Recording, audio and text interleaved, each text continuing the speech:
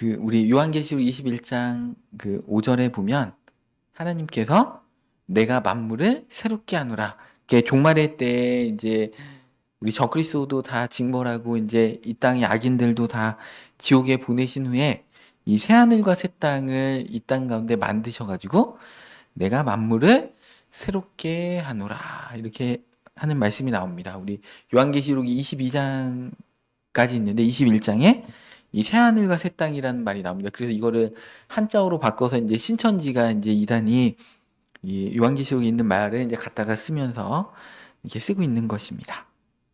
오늘 이게 본문의 배경은 이스라엘 백성들이 기원전 586년 경에 이게 바벨론의 포로로 이렇게 잡혀갔습니다. 느부갓네살 왕일 텐데 이제 나라가 이제 망했는데 예레미야 선지자는 이제 이스라엘의 그 잘못이 죄가 너무 크기 때문에 바벨론에게 항복을 하고 바벨론의 지배를 받고 70년 만에 해방을 맞이해야 할 것이라고 예언을 했습니다. 근데 그 당시에 이제 그 말을 많은 거짓 선지자들과 왕들이 믿지 않았습니다. 그래서 이제 이 마지막 왕 시드기야 왕은 그 예언의 말씀과 하나님 말씀을 순종하지 않았기 때문에 자기 눈앞에서 그 왕자들이 다 죽임을 당하고 시드기야도 이제 왕으로서 두 눈이 다 뽑힌 상태로 쇠사슬에 매어가지고 이제 바벨론으로 끌려가게 됩니다. 그래서 바벨론에서 이제 포로로 이렇게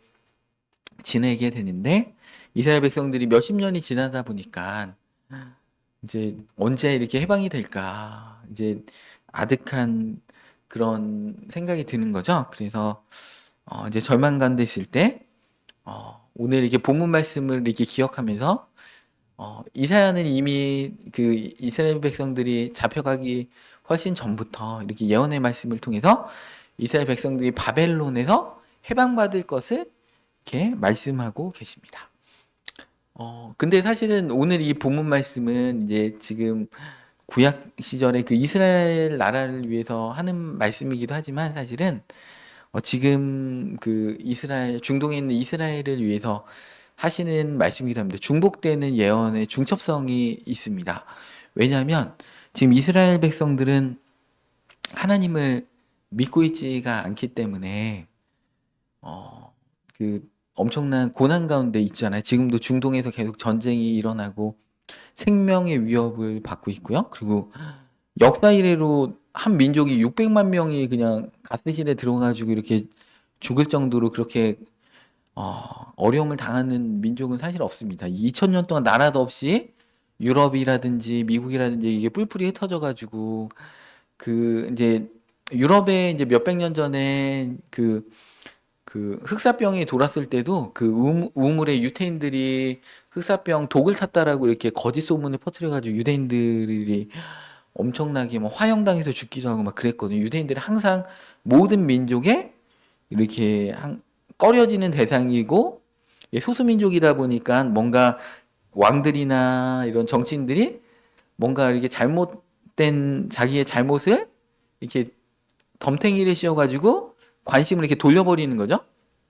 독재자들이 보통 그런 거 많이 쓰잖아요. 자기의 정권의 위협이 가면 갑자기 뭐 전쟁에 이렇게 그런 것들을 한다거나 해가지고 국민적인 관심을 외부로 딱 돌린다거나 이런 것처럼 유태인들이 그런 식으로 많이 희생을 당했습니다. 왜냐하면 아직까지도 유태인의 대다수가 예수님을 믿지 않고 있기 때문에 그 고난 가운데 하나님은 계속해서 예수님을 믿고 돌아오라고 계속 이렇게 말씀하시는 것입니다.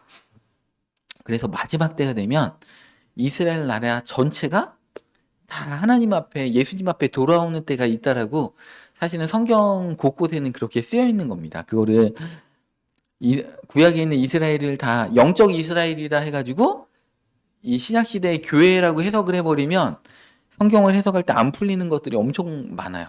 억지로 막 짜맞춰야 됩니다. 근데 그게 아니고 실질적으로 이제 적그리스도가 이제 죽고 천년왕국이 이게 시작될 때쯤에 실질적으로 이스라엘이 국가적으로 하나님 앞에 돌아오고 예수님 앞에 돌아오는 때가 있다라는 것입니다. 그래서 그들이 제사장 나라가 된다. 하나님의 은사 부르심을 후회하심이 없기 때문에 하나님께서 이스라엘 유태인들을 한번 선택하셨으면 그들이 만약에 멸망해서 다 죽어버리면 하나님의 계획이 실패로 돌아가는 거기 때문에 하나님은 결코 유태인들을 버리시지 않습니다. 그래서 결국에는 이 마지막 때가 될 때 유태인들을 통해 가지고 이 땅의 제사장 나라로 유태인들을 삼습니다. 그렇지만 신약 시대에 우리 그리스도인들보다는 그 영광이 덜한 거죠. 이 땅에 우리 교회들은 예수님의 몸이고, 그죠? 예수님의 지체고, 그리스도인으로서 엄청난 영광을, 신약 교회 영광을 소유하는 것이고, 그 영광만은 못하지만 그 계시록에 보면은 예수님을 믿어서 구원받는 자들도 있지만 그 하나님의 계명을 끝까지 지키면서 그 적그리스도의 그 짐승의 표를 맞지 않아서 구원받는 자들도 있습니다. 그들은 예수님을 알지 못하기 때문에 그들은 제사장 나라 이스라엘의 어떤 가르침을 통해서 그들이 하나님과 예수님을 배워야 될 필요성이 있습니다. 그래서 하나님께서 이스라엘 나라를 제사장 나라로 삼으시는 것입니다. 그들이 교회를 가르칠 수는 없지만 그 짐승의 표를 받지 않고 마지막 때 구원받았던 그 백성들의 천년왕국 동안 가르칠 것입니다. 그래서 하나님의 그 장엄하신 계획은 성경을 읽을수록 많이 깨닫게 됩니다. 그래서 사람은 사실은 이스라엘 나라뿐만이 아니라 모든 사람은 고난을 통해서 내 안에 있는 죄성과 내 안에 있는 그 나약함과 불신앙들을 계속해서 조금씩 없애버림으로써 하나님 앞에 완전한 자로 나아가는 그 하나님께서 마음껏 쓰실 수 있는, 마음껏 축복할 수 있는 자로 하나님께서 사용하신다는 것입니다. 우리 스가랴서 13장 9절 말씀에도 보면 내가 그 3분의 1을 불 가운데에 던져 은같이 연단하며 금같이 시험할 것이라. 그러니까 이스라엘 백성들의 3분의 1만 그 연단해서 시험한다는 것입니다.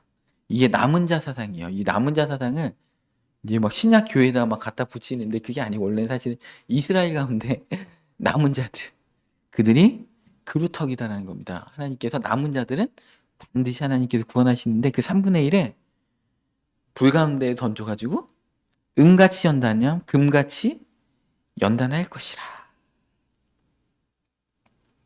그래서 우리가 이렇게 연단함을 이렇게 받아야 됩니다. 그래서 우리 그런 마가복음에도 그런 말씀이 있어요. 우리는 세상의 소금과 빛인데 소금이 그 맛을 잃어서 막 간음하고 막 이런 자들이 있으면 어떻게 된다고 써 있냐면 무시무시한 말이 마가복음에 써 있어요. 지옥에 보내가지고 그 불 가운데서 소금 치듯함을 받으리라.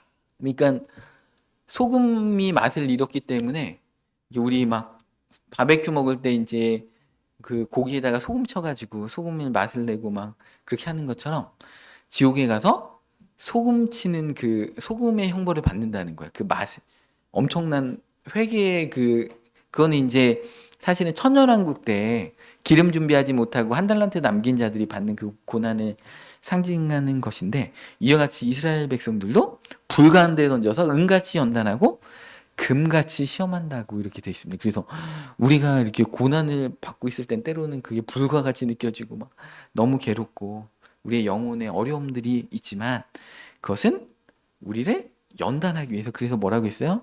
그래서 13장 9절 중반에 보면 금같이 시험해서 그들이 내 이름을 부르니 내가 들을 것이며 나는 말하기를 이는 내 백성이라 규정할 것이고 그들은 말하기를 여호와는 내 하나님이라 이시리라 하리라.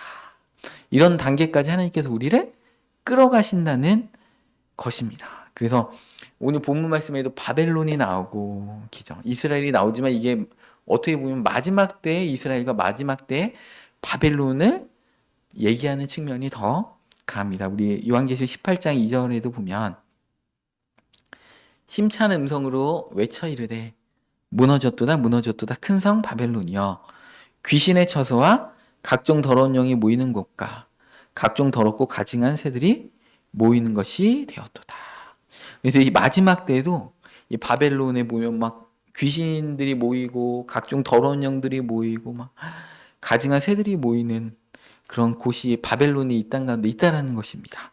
4절에 보니까 또 내가 들으니 하늘로부터 다른 음성이 나서 이르되 내 백성아 거기서 나와 그들에 대해 참여하지 말고 그가 받을 재앙들을 받지 말라. 이렇게 말씀하고 계십니다. 그래서 마지막 때 그 바벨론에서 나와야 된다는 거하고 오늘 본문 말씀하고 똑같죠. 바벨론에서 해방받는다. 이렇게 말씀하고 계십니다. 그런데 오늘 본문 말씀에 보니까 이스라엘 백성들이 해방을 영원히 받지 못할 것처럼 절망건데 있을 때 오늘 본문 말씀 18절에 보니까 이렇게 말씀하고 계십니다. 너희는 이전 일을 기억하지 말며 옛날 일을 생각하지 말라. 그러니까 과거에 더 이상 얽매여 있고 기억하지 말라는 것입니다. 왜냐하면 19절에 보라 내가 새 일을 행할 것이기 때문에 그렇습니다. 이스라엘 백성들이 포로로 잡혀간 이유는 모든 백성들이 죄 가운데 있었기 때문에 그렇죠. 우상 숭배를 했죠. 하나님도 섬기고 바알도 섬기고 풍요의 신도 섬기고 그렇죠. 우상을 섬기지 말라고 했는데 하나님도 섬기고 우상도 섬기고 지금 유아실의 소리 잘 들어가고 있죠. 예. 그래서 또 그런 문제들 때문에 이스라엘 백성들은 정말 이렇게 잡혀갔습니다. 하나님께서 새 일을 행하시리라 19절 말씀하고 계십니다. 하나님의 뜻대로 역사의 큰 물줄기를 하나님의 뜻대로 이루어가시고 우리 가정과 우리 교회의 세세한 일들을 하나님께서 하나님의 뜻대로 이끌어가고 계시다는 것입니다. 이런 것들이 우연히 생긴 게 아닙니다. 우리 교회가 이제 매주 막 간증이 있고 하나님께서 이렇게 놀랍게 역사하신다. 우리가 이제 서로 삶을 잘 나누고 막 그러다 보니까 우리 교회 또 우리 교회 성도님들의 가정 가운데 어떤 일들이 일어나는지 우리가 또 긴밀히 연결돼서 어떤 일들이 일어나는지를 우리가 알고 있잖아요. 하나님의 뜻대로 그 하나님의 장엄하신 물줄기는 흘러가고 있습니다. 이것을 섭리라고 합니다. 섭리는 운명주의가 아니에요. 하나님의 계획이 있지만 인간의 합력과 함께 하나님이 역사하시는 걸 하나님의 섭리라고 합니다. 하나님의 계획이 있다고 하더라도 우리가 순종하지 않으면 하나님의 일들이 우리 삶 가운데 일어나지 않고 이 민족과 우리 교회 가운데 일어나지 않기 때문에 우리가 하나님 말씀에 순종함으로 아멘으로 그것들을 이뤄야 된다는 것입니다. 그래서 하나님의 그 섭리들은 이 역사의 물줄기는 또 성경 66권의 말씀의 원리대로 다 일어나고 있습니다. 그 예언한 대로 성경에 있는 거는 다 다니엘서뿐만이 아니라 다 이루어졌죠. 몇백 년 전, 몇천 년 전에 예언했는데 다 이루어졌는데 이제 재림, 그리스도의 재림을 향해서 이제 우리가 달려가고 있습니다.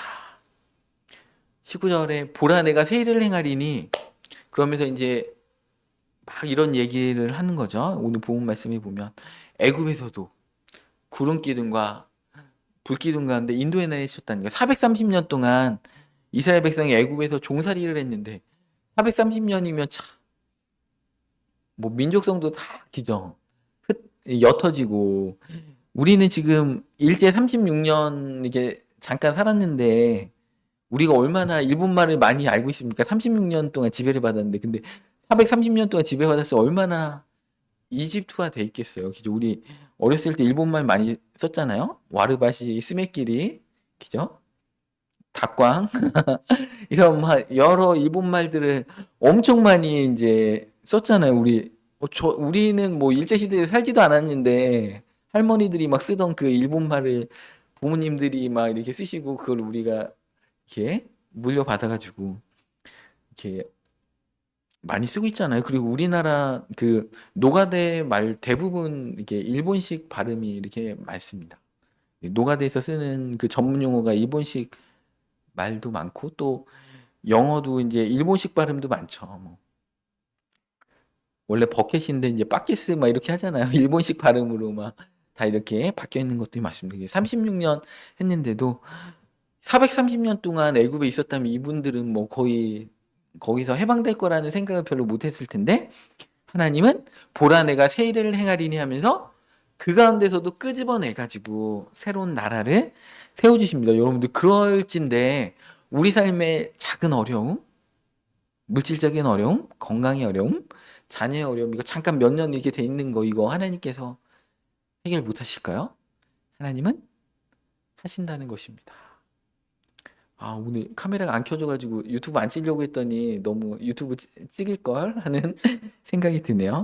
제가 이제 오늘 했던 거를 다시 내일 토요일 날 아무도 없을 때 혼자 유튜브를 찍어서 예, 막 금요 예배 하는 것처럼 현장감 있게 이렇게 해가지고 다시 올리도록 하겠습니다.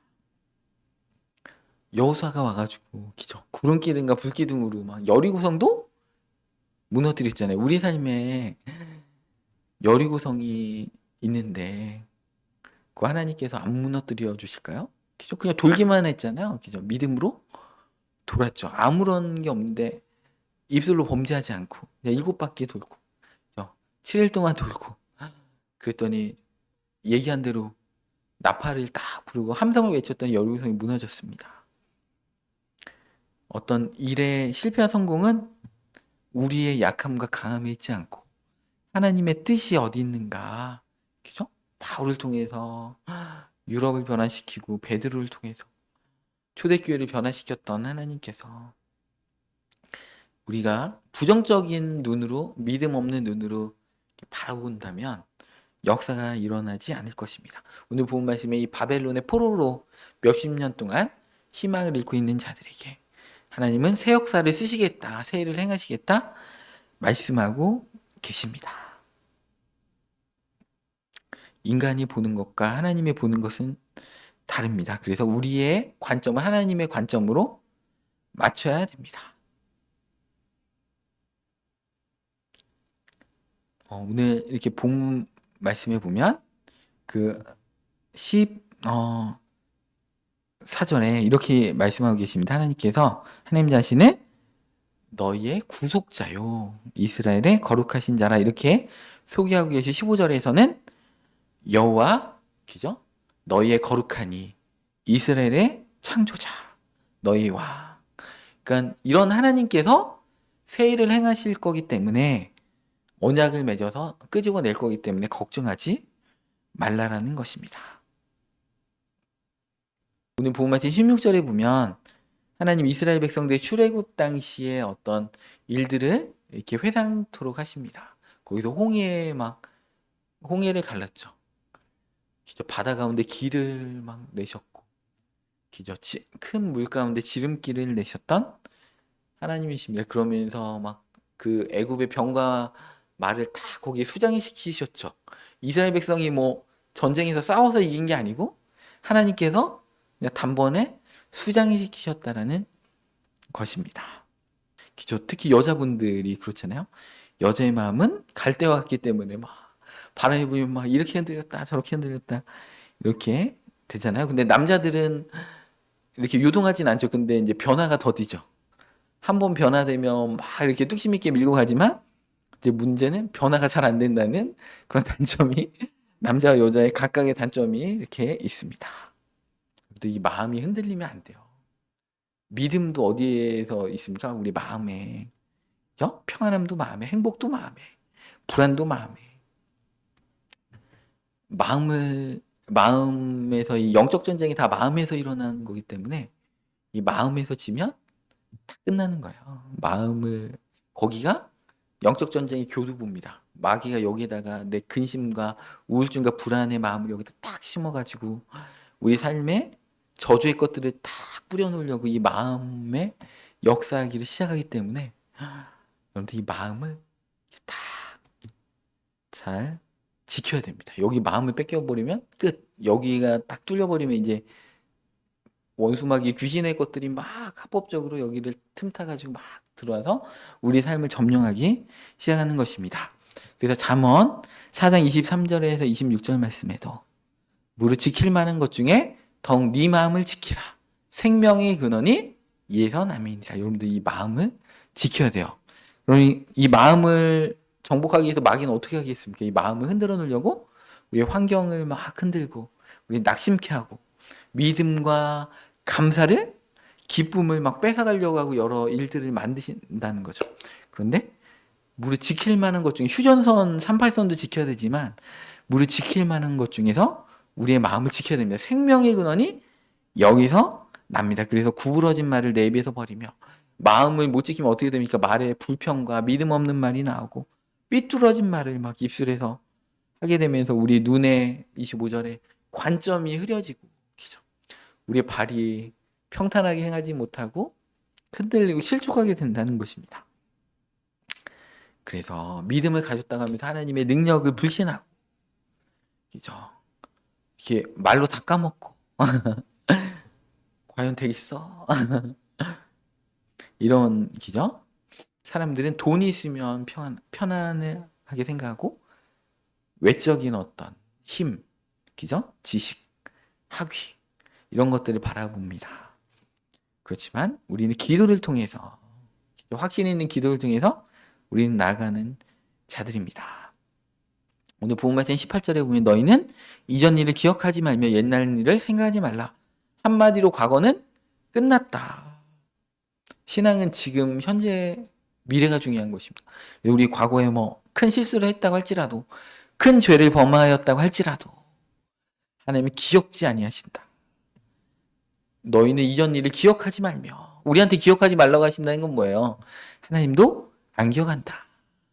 과거에 아무리 수치스러운 죄를 지었다고 할지라도 기억하지 말며 옛날 일을 생각하지 말라. 보라 내가 새 일을 행하리라. 올 한 해도 이제 다 저물고 있잖아요. 내년 우리가 올 한 해 잘 믿음 안에 서서 내년을 향해서 힘차게 나가야 됩니다. 19절에 보니까 보라 내가 새 일을 행하리니 이제 나타낼 것이라. 너희가 그것을 알지 못하겠느냐 하면서 내가 광야에 길을 낸다. 광야는 길이 없는 곳인데 거기다 하나님께서 길을 내시겠다.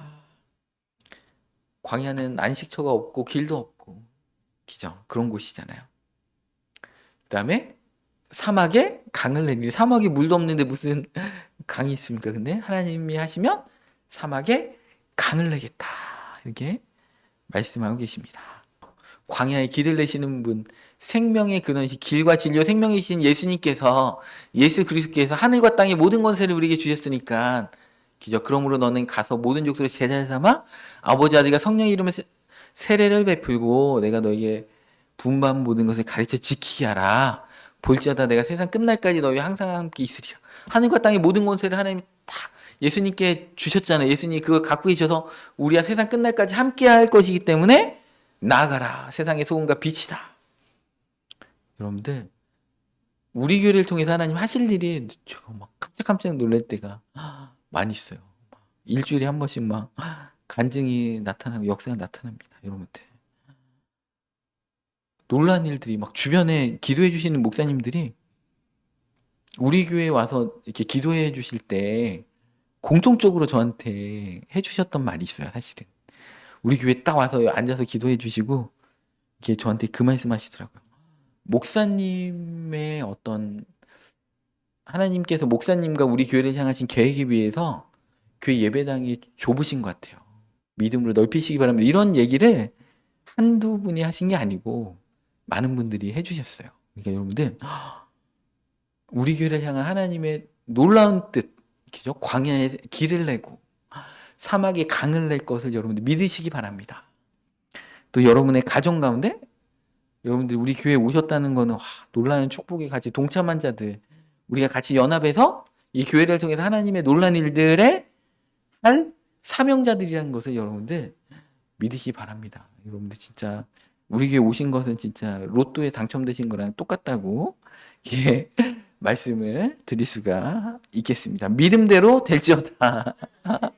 뭐 이렇게 뭐 선포하는데 강단에서 목사로서 선포하는데 막 비웃고 속으로 비웃고 그러면 안 됩니다. 믿음대로 될지어다.